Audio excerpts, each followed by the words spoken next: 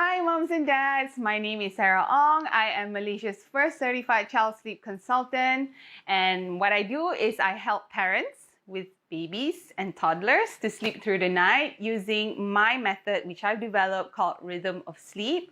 It's gentle yet effective, and it's without using the cry it out method.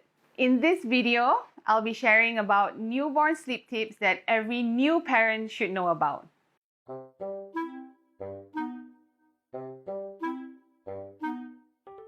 What I want you to know, for you new parents, if this is your first baby, you are going to be shocked at how your baby is going to sleep or not sleep the first 2 months. So let me talk to you about your baby sleep timeline so that you have an expectation what it's going to be like. So it's, in a way, it's just going to cushion your shock to the system. So the first couple of months, your baby's going to feed round the clock. It feels like every 1.5 to 2 hours. And then once your breast milk has, the supply has already established, and then, you're getting to know your baby better, what helps to soothe him or her, and then things are going to get better. Around about 8 weeks and above, that's when most babies can sleep from a stretch of 4 to 8 hours. So that constant feeding will be a lot lesser. So it's like, okay, relax a bit.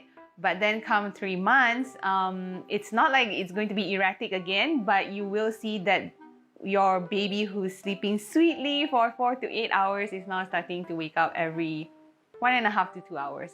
But that's part of the development. But most of them around 3 months can also sleep at a longer stretch, and then they know between day and night, but the naps are going to be still quite erratic. So 30-40 minutes per nap. It's not like how they used to nap when they were little, when they were really small. But then when it comes to 5 to 6 months, this is the time when your baby's circadian rhythm matures. So they can sleep, they're capable to sleep 11 to 12 hours a night. And I meant that with feeds, not like without feed, they go 11 to 12 hours without it. Next, we go into that day and night confusion. So, when your baby has been in your womb the past 9 months, right? So the cue that they get that is night or day comes from the rising and falling of your melatonin, the chemicals in your body. So they know, they follow mom's sleeping time, meal time, how the circadian rhythm controls our body in a 24-hour cycle. Once your baby is born, he or she is no longer attached to you. So that cue from day or night is no longer there. So the circadian rhythm is very, very immature at this point.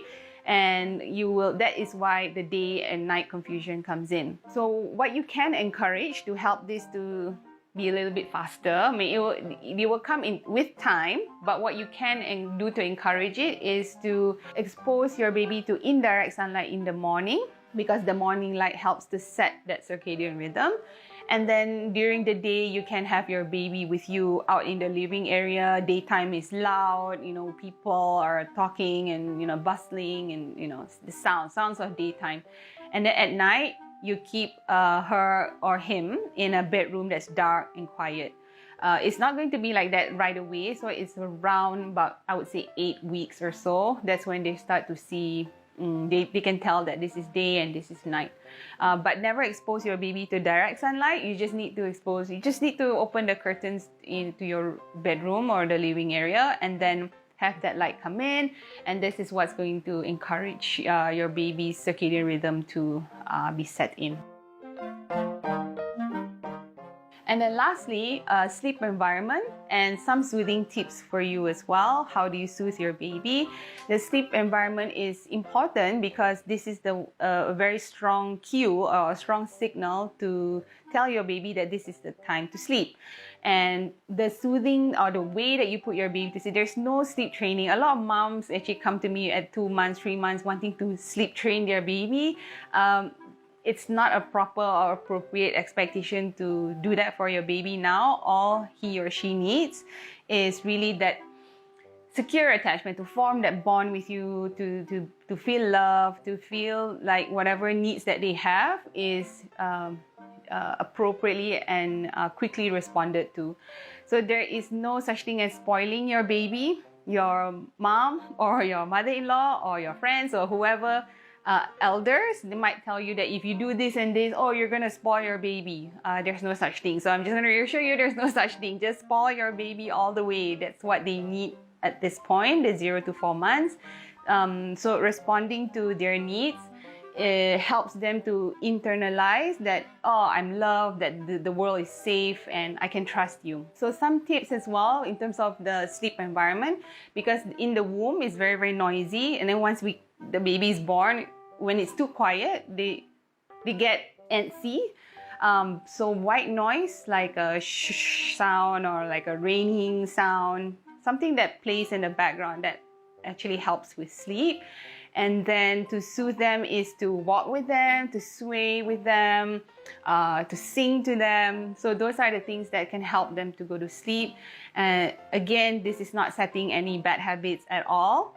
And then some babies have this strong need to suck. So sometimes they fall asleep while breastfeeding, that's fine.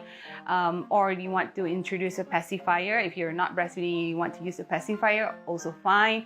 They can also suck on their thumb, and it's also okay. There's nothing wrong about thumb sucking. It's just meeting the needs to suck on something. Okay, it comforts them. And another thing as well that most parents don't know of is the swaddle. It's so important. You have to swaddle your baby. I know there are babies who refuse to be swaddled with their arms down, straight like that, with the typical traditional way of using the muslin cloth. So there is another product out there, I think it's called Love to Dream. It's a swaddle, but the arms are up, so it's in a natural position for the baby. And most babies don't fight this kind of swaddle. So I highly recommend that. Making sure that they feel snug because of the Moro reflex. They tend to jerk themselves awake. Swaddling them helps to contain them and makes them feel secure and comforted. For more newborn sleep tips like this, follow me on Facebook, Instagram at sarahong.co.